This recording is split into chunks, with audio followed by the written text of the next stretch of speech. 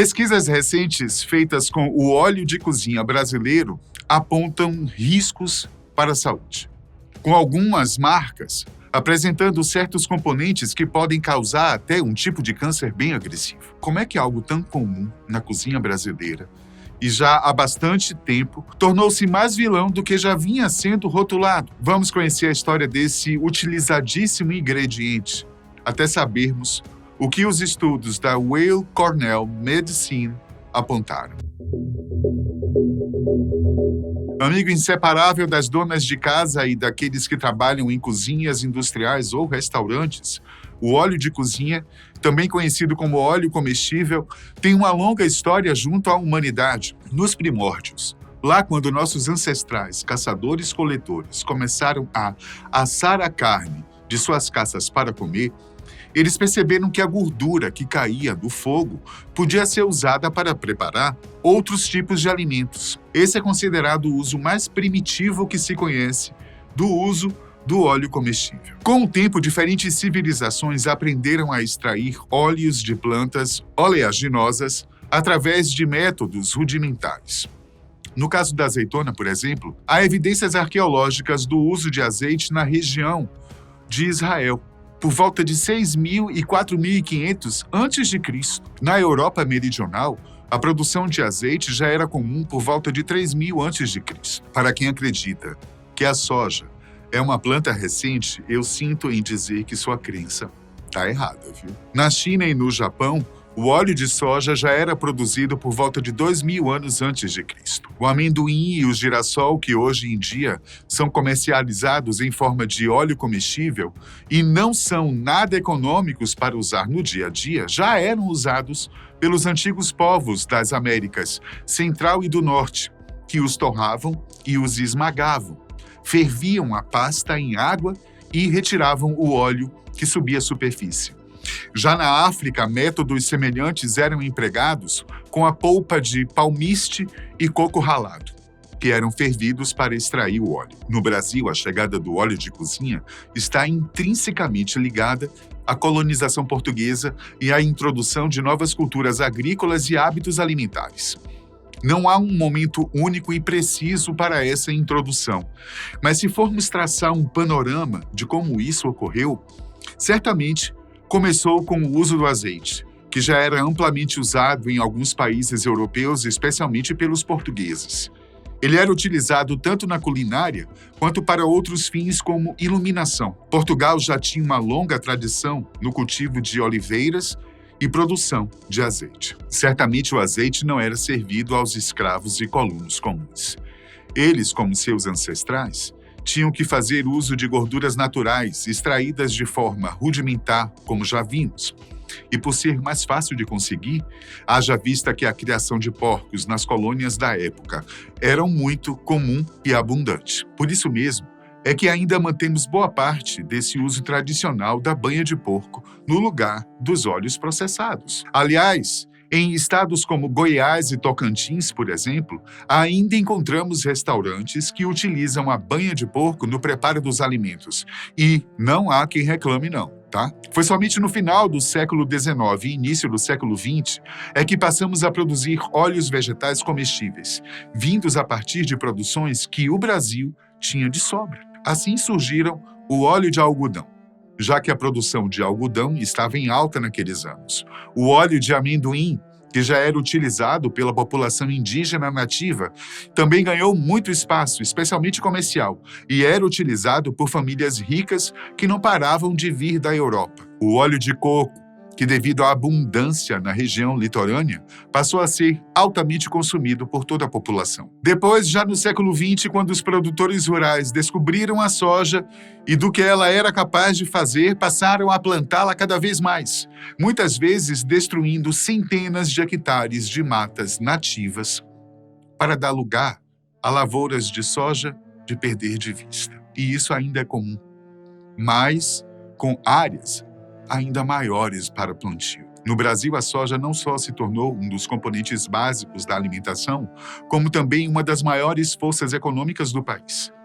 Com o passar do tempo, o aumento populacional e novas necessidades do mercado, especialmente no quesito praticidade, As indústrias na área alimentícia começaram a produzir os primeiros óleos comestíveis em escalas maiores.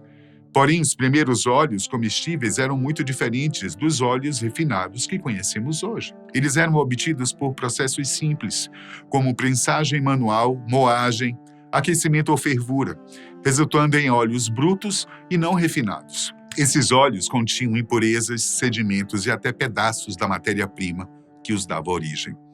E não havia PROCON para você reclamar não, tá? Então, como se diz por aí, é o que temos para hoje. Além disso, o sabor e o aroma eram mais intensos, fortemente influenciados pela planta ou animal de origem, sendo mais pronunciados e, fazendo uma analogia, considerados menos palatáveis para os padrões modernos. A vida útil desse tipo de óleo natural também é menor.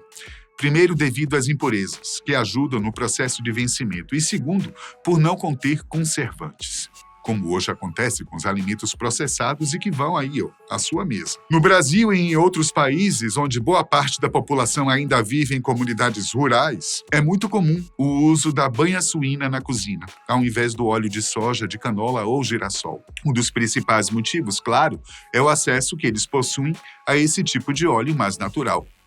Os motivos seguintes acabam se tornando consequências positivas: economia, sabor e saúde. A banha fica mais barata, dá um sabor diferenciado nos alimentos e sim, devido à sua naturalidade, ela faz menos mal do que muitos óleos vendidos em gôndolas de supermercados. Sabia disso? Mas sejamos claros, tudo, não interessa se é óleo ou se é água, ele deve ser consumido com moderação. Tudo de menos ou a mais não faz bem a ninguém. Lembra disso.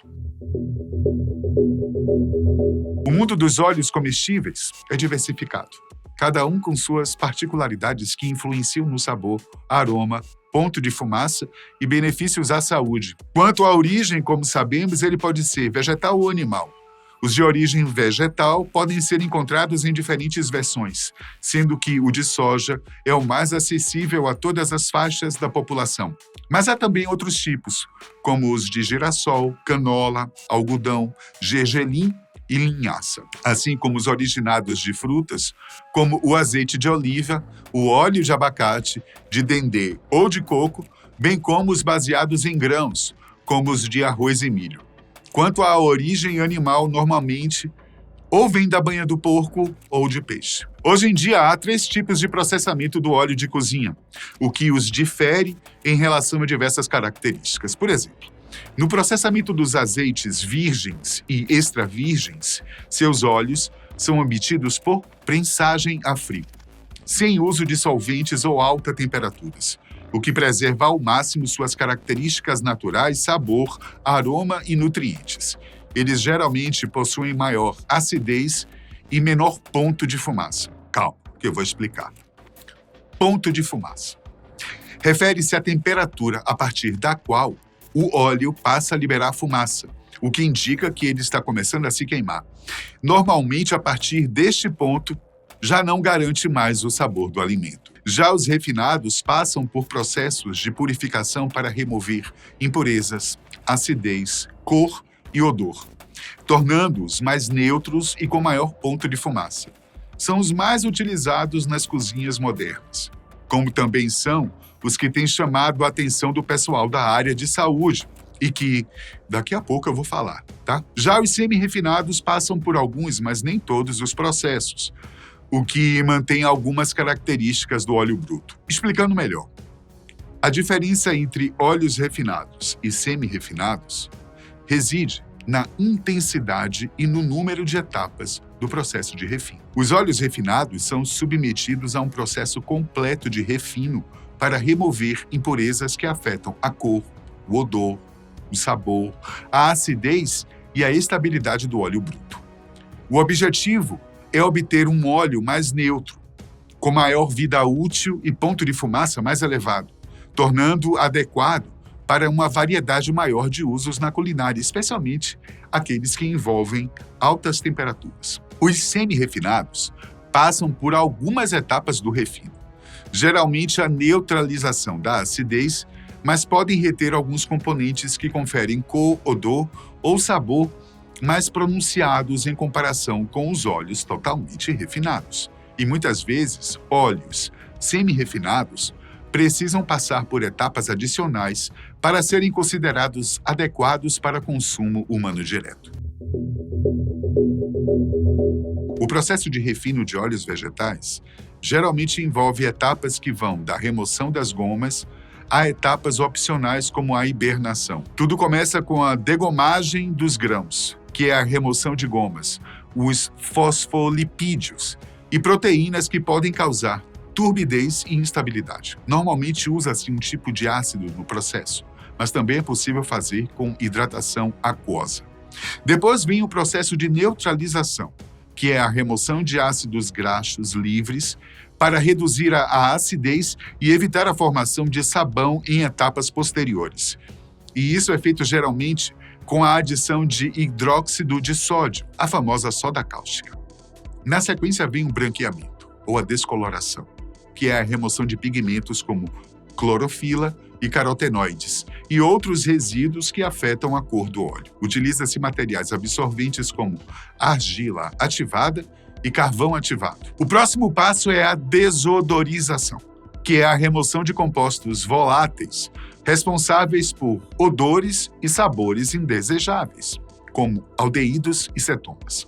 É realizada sob alto vácuo e alta temperatura, com injeção de vapor de água. Em alguns tipos de óleo, podem ser adicionados mais 2 procedimentos, que é a desceragem, ou seja, a remoção de ceras que podem causar turvação em baixas temperaturas, o que é comum em óleos de girassol e milho, e a hibernação, que é o resfriamento controlado para cristalizar e remover triglicerídeos saturados, melhorando a clareza em baixas temperaturas, como no óleo de algodão. Embora todas as etapas da produção sejam importantes, o momento da obtenção da matéria-prima e o processo inicial de extração são cruciais para determinar a qualidade final do óleo comestível. A começar pela qualidade da matéria-prima, sementes, frutos ou gorduras animais de alta qualidade, frescos, bem armazenados e livres de contaminação são fundamentais. Qualquer dano, deterioração ou presença de toxinas na matéria-prima inicial impactará negativamente a qualidade do óleo final, mesmo que o processo de refino seja bem executado. O processo de extração, isto é, a forma como o óleo é extraído, influencia diretamente suas características. A prensagem a frio, utilizada para óleos virgens e extra virgens, preserva melhor os compostos bioativos, o sabor e o aroma natural. A extração com solventes, mais comum na produção de óleos refinados em larga escala, pode deixar resíduos de solventes, que acabam sendo removidos no refino e pode degradar alguns compostos sensíveis ao calor. Em resumo, se a matéria-prima for de baixa qualidade ou o processo de extração inicial for inadequado, a qualidade final do óleo será comprometida. E o refino, por mais eficiente que seja, não poderá reverter completamente esses danos iniciais. As etapas subsequentes de refino visam purificar e estabilizar o óleo, tornando-o seguro e palatável para o consumo. Quando consumidos de forma equilibrada e dentro de uma dieta saudável, os óleos comestíveis podem proporcionar diversos benefícios à saúde, como fonte de gorduras essenciais. Alguns óleos, como os de soja, canola e linhaça, são ricos em ácidos graxos, poliinsaturados, ômega 3 e ômega 6, que o nosso corpo não produz e são importantes para diversas funções, incluindo a saúde cardiovascular e cerebral. Óleos ricos em gorduras monoinsaturadas, como o azeite de oliva e o óleo de abacate, e poliinsaturadas, podem ajudar a reduzir o colesterol LDL, o ruim, e aumentar o colesterol HDL, que é o colesterol bom, contribuindo para a saúde do coração e a prevenção de doenças cardiovasculares. As gorduras presentes nos óleos são essenciais para a absorção das vitaminas A, D, E e K. Muitos óleos, especialmente os virgens e extra virgens, contêm antioxidantes, como a vitamina E e polifenóis, que ajudam a proteger as células do corpo contra os danos causados pelos radicais livres, prevenindo o envelhecimento precoce e o desenvolvimento de certas doenças. As gorduras, especialmente os ômega 3, são importantes para a estrutura e função do cérebro, podendo influenciar positivamente a memória, o humor e a cognição. Além disso, colaboram também para a saúde da pele, devido à presença de vitamina E e outros compostos. Mas é crucial ter em mente que, apesar desses benefícios, o consumo de óleos comestíveis requer moderação e atenção à qualidade. Tanto a falta quanto o excesso podem ser prejudiciais à saúde.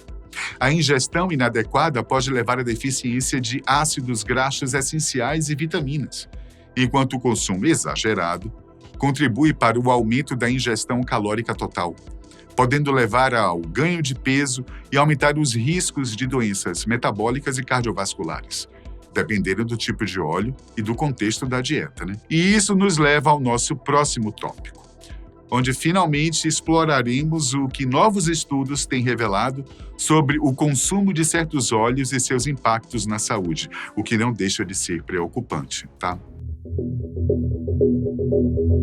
Pois é, o ditado "nem tudo que reluz é ouro" é um dos mais usados no Brasil, né? E não é por menos.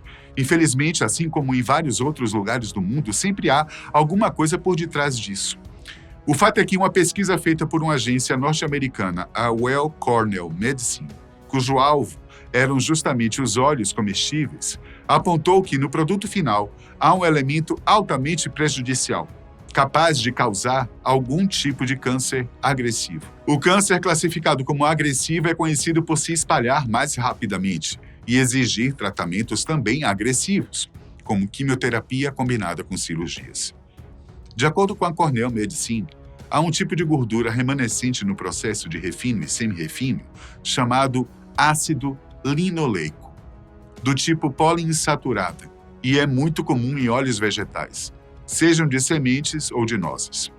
As mulheres estão entre as maiores candidatas a vítimas desse mal, uma vez que o ácido linoleico age muito mais nas mamas, podendo causar um tipo de câncer agressivo na região, que é do tipo triplo negativo. O termo significa que as células cancerosas testaram negativo para todos os 3 receptores que normalmente denunciam a presença do câncer: os de estrogênio, de progesterona e do fator epidérmico. Essa ausência de receptores torna o câncer triplo negativo, diferente de todos os outros tipos de câncer de mama, e influencia suas opções de tratamento.